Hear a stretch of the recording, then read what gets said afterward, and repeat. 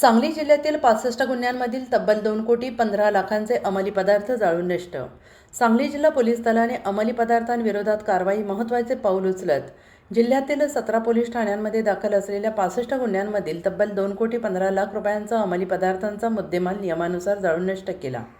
ही प्रक्रिया मिरज MIDC येथील Surya centre treatment facility private limited येथे गुरुवार दिनांक 9 जुलै रोजी पार पडली. या कारवाईत 1,021 किलो गांजा आणि 276 ग्रॅम कोकेन असा एकूण 2,15,00,000 रुपयांचा मुद्देमाल नष्ट करण्यात आला.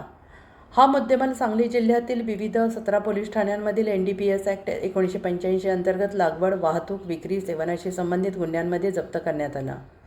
सन 2009 ते 2016 या कालावधीतील हा मुद्देमाल केंद्रीय अंमली पदार्थ गोदामात सुरक्षित ठेवण्यात आला. पोलीस अधीक्षक तुषार दोशी यांच्या मार्गदर्शनाखाली स्थानिक गुन्हे अन्वेषण शाखेने न्यायालयीन आदेश, विविध केंद्रीय यंत्रणांची परवानगी, शासन निर्णयानुसार आवश्यक प्रक्रिया पूर्ण करून मुद्देमाल नष्ट करण्याची कार्यवाही केली.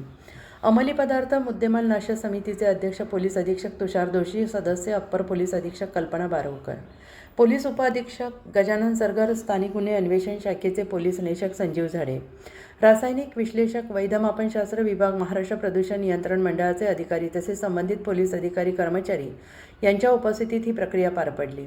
NDPS ॲक्ट 1985 मधील कलम 52 अनुसार 2 शासकीय पंचांच्या उपस्थितीत संपूर्ण मुद्देमाल विशेष बॉयलरमध्ये जाळून नष्ट करण्यात आला. या प्रक्रियेदरम्यान पर्यावरणाचे कोणतेही नुकसान होऊ नये तसेच परिसरातील नागरिकांचा त्रास होणार नाही याची विशेष दक्षता घेण्यात आली. यासाठी आरोग्य विभाग, अग्निशमन दल, रासायनिक विश्लेषक, वैधमापनशास्त्र विभाग, महाराष्ट्र प्रदूषण नियंत्रण मंडळ यांचे सहकार्य लाभले.